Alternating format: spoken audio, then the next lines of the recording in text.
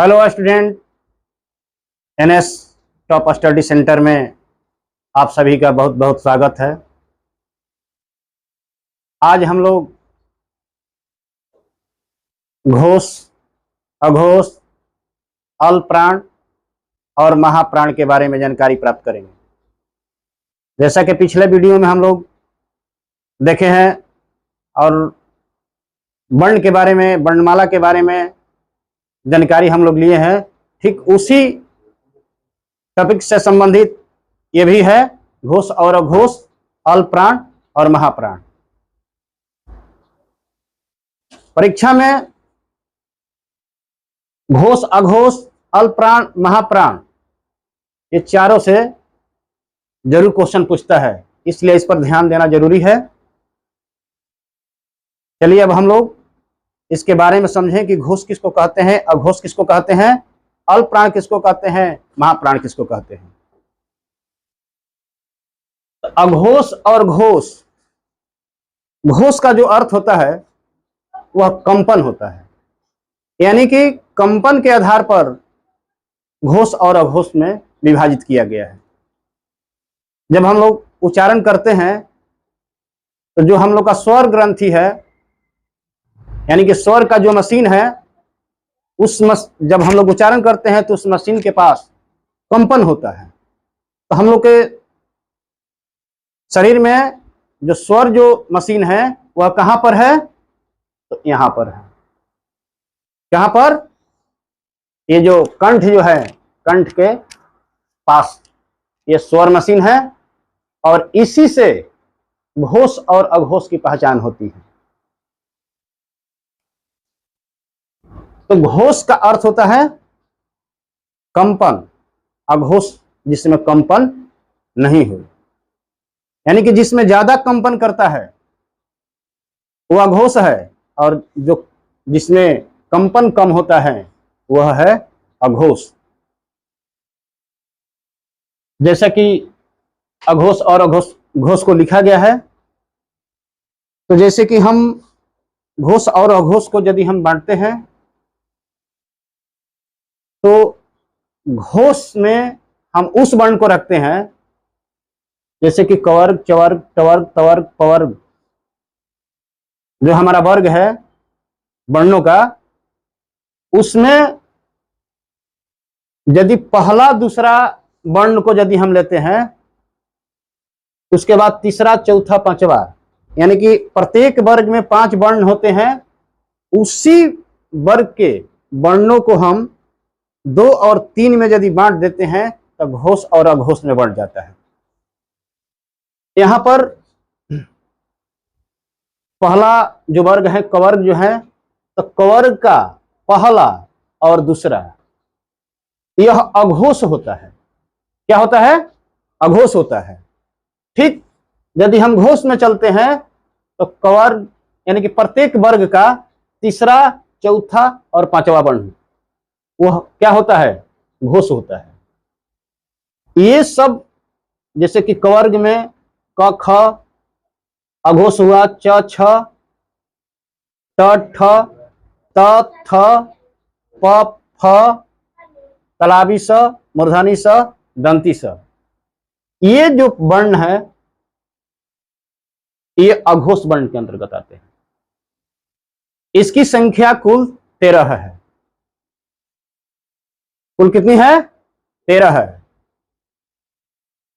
यहां पर 2 है, कवर्ग में 2 वर्ण, चवर्ग में 2 वर्ण, टवर्ग में 2 वर्ण, तवर्ग में 2 वर्ण, पवर्ग में 2 वर्ण, और उसके बाद जो उष्म व्यंजन है, उष्म व्यंजन में 3 जो वर्ण होते हैं वह अघोष में आते हैं। तो अघोष के बारे में हम लोग जैसे कि जाने, तो ठीक घोष जो है प्रत्येक वर्ण का तीसरा, चौथा और पांचवा वर्ण होता है। कौन सा वर्ण होता है? तो तीसरा, चौथा, पांचवा। ग, घ, अंग, ज, झ, य, ड, ढ, अण, द, ध, न, ब, भ, म।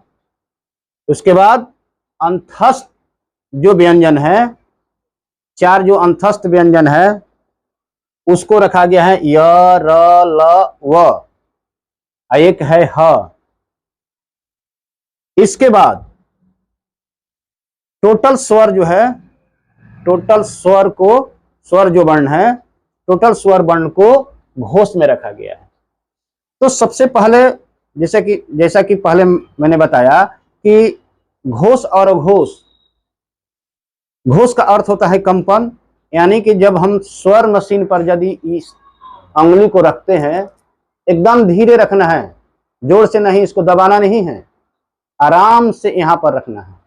तो यहां पर यदि हम आराम से रखते हैं और यदि हम किसी वर्ण का उच्चारण करते हैं, तो यदि यहाँ स्वर मशीन के पास यदि ज्यादा कंपन करता है, वह घोष के अंतर्गत आएगा, और जो कम कंपन करे तो समझिए कि वह अघोष वर्ण है। क्लियर? तो जितने भी है घोष वर्ण, यानी कि घोष वर्णों की संख्या कितनी है? तो कुल 31 है, और अघोष 13, यानी कि अघोष 13 वर्ण है। और इसी अंकवा को यदि हम पलट देंगे, लास्ट अंक जो 3 है ये चला जाएगा शुरू में, और शुरू वाला लास्ट में, तो ये हो जाएगा 31। यानी कि भूलना नहीं है, यदि हम 13 जानते हैं तो 13 को बदल दे, 13 को पलट दे, तो जो संख्या प्राप्त होगी वह घोष का होगा। और घोष में कुल 31 वर्ण है। कुल कितने वर्ण है? 31 वर्ण है। तो मालूम चल गया कि जहां स्वर की जो मशीन है, इस मशीन के पास यदि अंगुली रखते हैं, किसी वर्ण का उच्चारण करते हैं और ज्यादा यहाँ पर कंपन करता है, तो समझ लीजिए कि वह वर्ण जो होगा वह कौन सा होगा? तो घोष होगा। कौन सा होगा? घोष। और ठीक यदि हम किसी वर्ण का उच्चारण करते हैं और यदि यहाँ पर कंपन कम करता है, तो हम समझेंगे कि वह अघोष है। क्लियर?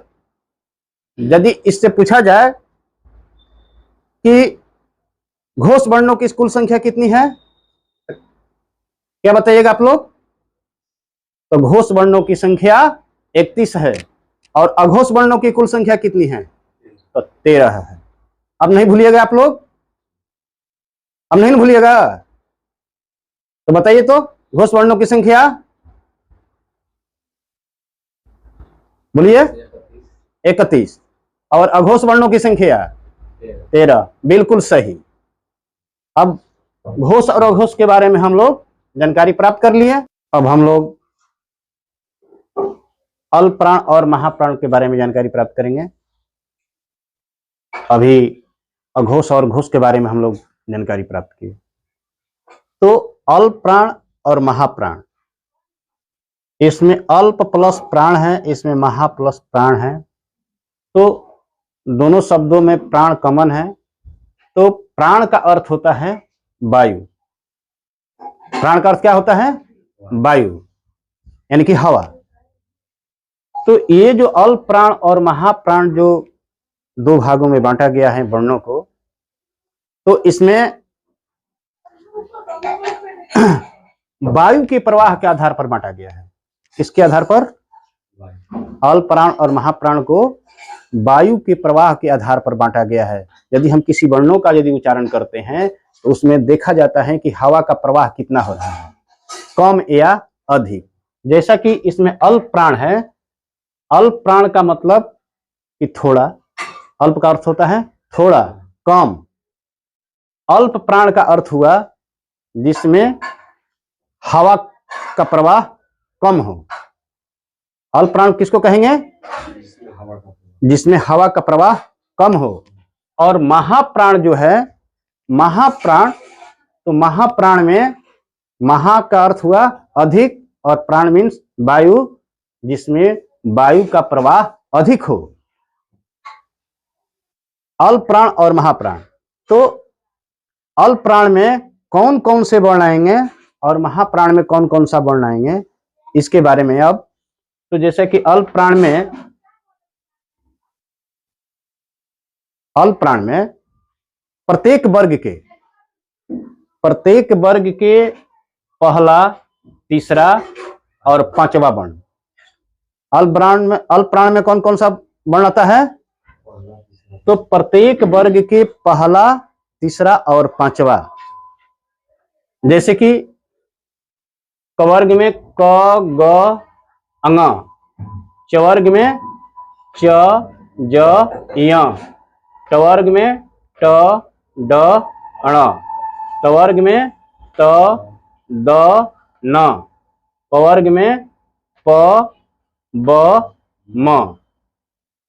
इसके बाद जो अंतस्थ व्यंजन है, अंतस्थ व्यंजन य, र, ल, व, इसके अलावा आगत वर्ण में एक अड़स जो आता है उसको रखा गया है।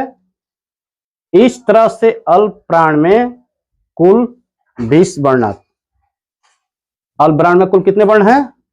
तो 20। अल्प प्राण के अंतर्गत कौन कौन से वर्ण आते हैं? तो प्रत्येक वर्ग का पहला, तीसरा और पांचवा वर्ण। और इस तरह से कुल अल्प प्राणों की संख्या 20 है। इसके बाद चलते हैं महाप्राण। तो महाप्राण के जो वर्ण हैं, यदि इसका उच्चारण करते हैं तो मुख से अधिक हवा का प्रवाह होता है। यानी कि जब हम मुख से किसी वर्णों का उच्चारण करते हैं और उच्चारण करते समय यदि हवा कम निकले तो उसको अल्प प्राण कहेंगे, और यदि उच्चारण करते समय हवा का प्रवाह अधिक हो, यानी कि हवा अधिक निकलता हो, तो इस तरह के वर्ण को हम महाप्राण कहेंगे। महाप्राण वर्णों की संख्या कुल 15 है। कुल कितने हैं? 15 है। अब महाप्राण के अंतर्गत कौन कौन से वर्ण आएंगे? तो प्रत्येक वर्ग के दूसरा और चौथा वर्ण, दूसरा और चौथा वर्ण।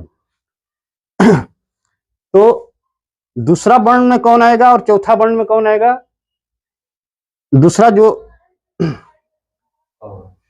तो कवर्ग में है ख और घ, चवर्ग में छ और झ, टवर्ग में ठ, ड, तवर्ग में थ और ध, पवर्ग में फ और भ।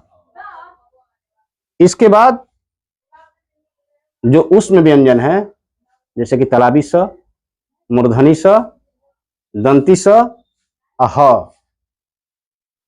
इसके अलावे भी एक और वर्ण को लिया गया है जो आगत वर्ण में हम पिछले क्लास में आगत वर्ण के बारे में बताए थे। अर्ध, यानी कि पढ़ना जो है शब्द जिसका उपयोग होता है, उस वर्ण को हम इसमें रखे हैं। इस तरह से महाप्राणों की कुल संख्या 15 है। तो ये क्लियर हुआ कि हम अल्प प्राण किसको कहेंगे, महाप्राण किसको कहेंगे। तो बताइए तो अल्प प्राणों की संख्या कितनी है? 20 और महाप्राणों की 15। तो अल्प प्राण किसको कहेंगे? जिससे मुख से उच्चारण करते समय यदि हवा का प्रवाह कम हो उसको क्या कहेंगे? अल्प प्राण। और यदि उच्चारण करते समय हवा का प्रवाह अधिक हो उसको क्या कहेंगे? महाप्राण। ये जितने वर्ण हैं, महाप्राण के अंतर्गत आने वाले जो वर्ण है, इसका यदि उच्चारण होता है तो हवा का प्रवाह अधिक होता है। और ये जो अल्प प्राण जो है, अल्प प्राण के अंतर्गत जितने भी वर्ण हैं, यदि इसका उच्चारण करते हैं तो मुख से हवा का प्रवाह कम होता है। इस तरह से हम लोग अघोष, घोष, अल्प प्राण, महाप्राण के बारे में जानकारी प्राप्त किए। अब इस तरह से यदि किसी भी परीक्षा में यदि आ जाए तो क्या इससे संबंधित कोई क्वेश्चन छूटेगा? नहीं छूटेगा। बिल्कुल सही। तो थोड़ा सा एक नजर थोड़ा सा बताइए तो कि अघोष वर्णों की कुल संख्या कितनी है? 13। और घोष वर्णों की संख्या? 31। ठीक। अल्प प्राणों की संख्या 20 और महाप्राणों की संख्या 15। अल्प प्राण और महाप्राण में स्वरों को नहीं रखा गया है। एक नोट आता है क्वेश्चन कि क्या स्वर वर्णों को अल्प प्राण और महाप्राण में रखा गया है? तो एकदम क्लियर ये याद रखना है बात कि अल्प प्राण और महाप्राण में स्वर को शामिल यानी कि स्वर वर्णों को शामिल नहीं किया गया है। यदि इस तरह से क्वेश्चन पूछे तो ये नहीं कि भूल करके मार देना है कि स्वरों को अल्प प्राण और महाप्राण में रखा गया है। केवल स्वर वर्णों को घोष में रखा गया है। किसमें रखा गया है? 11 स्वर जो है इसमें घोष वर्ण में रखा गया है। अल्प प्राण और महाप्राण में स्वर वर्णों को नहीं रखा गया है। ठीक है, बात समझ में आ गई? इसमें कोई दिक्कत नहीं। तो चलिए इसी के साथ जय हिंद जय भारत।